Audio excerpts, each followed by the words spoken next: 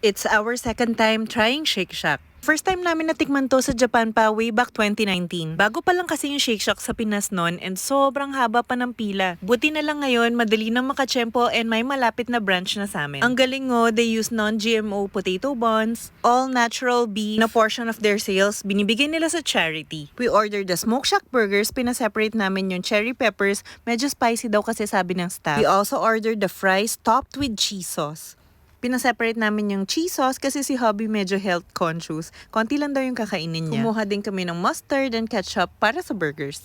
This Smoke Shack cheeseburger has cherry peppers, applewood smoked bacon, and shack sauce. Ang bango nito, sobrang appetizing ng amoy. My husband and I love the fry so much. Ang crispy niya and ang sarap ng cheese sauce. Hindi siya yung nakakaumay na type.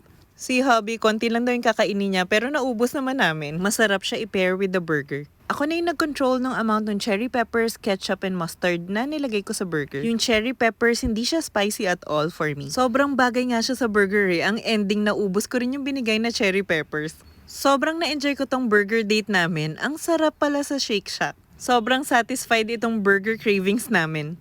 And para akong bata kasi sobrang natawa ko dito sa hand wash station nila kasi automatic. Tinapat mo yung kamay mo, lalabas na yung soap, then water, then paper towel. That's all. Kayo ba? Do you also like Shake Shack?